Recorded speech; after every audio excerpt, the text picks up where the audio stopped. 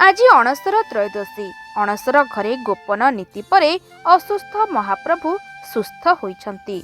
ए संपर्क रे गजपति महाराजा को भी सूचना दे सारी सेवक वृंद। रथ यात्रा पई प्रस्तुति आरंभ करने को भी निवेदन करिछन्ति। आज श्रीमंदिर रे घणा लगी नीति अनुष्ठित होइछि।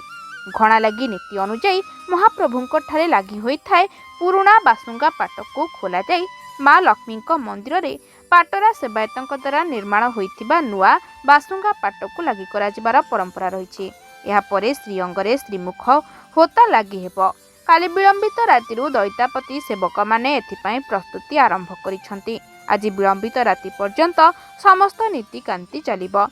अन्यपटे आज महाप्रभुंक श्रीअंग को वज्र करिबा पई शुद्ध स्वार सेवकंक द्वारा दिव्य प्रलेप खली प्रसाद विजे करिब। एथिसह खड़ी प्रसाद लगी नीति बा अनुष्ठित हेब। यापर असुस्थ महाप्रभु नवजौवन प्राप्ति हेबे।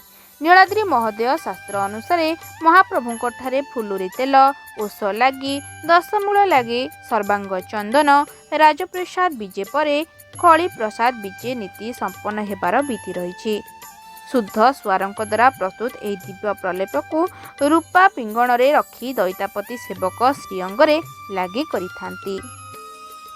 खली लागि पूर्वरु प्रभुंक घणा लागि गोपन नीति संपन्न होइथाय। एथि पूर्वरु नूतन विग्रह को गोपन सेवारे रक्त वस्त्र आवरण दिया जाइथाय।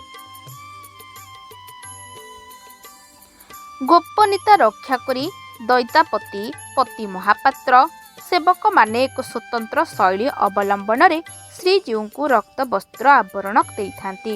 यापर नवजौवन पूर्वरु श्री विग्रह मानक श्रीअंगरे शेष दफारे खली लगी दि जाइथाय।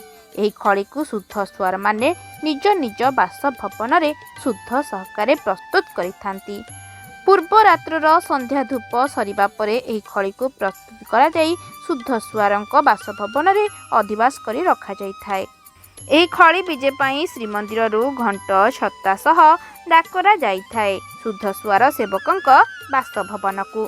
तीन ठाकुर जगन्नाथ बलभद्र सुभद्रांक खली विजेरे 3 जण सेवायत श्रीमंदिर जाइथांती। विजे काहाली बजयंत्री घंट छता सह शोभायात्रा रे महाप्रभुंक श्रीअंग लागि निमंते 3 शुद्ध स्वार अधिवासित खली प्रसाद को श्रीमंदिर विजे करिथांती। यह पूर्वरु एही खली को शुद्ध स्वारंक बासभवन रे खली हांडी को महिला माने वंदापना करिथांती।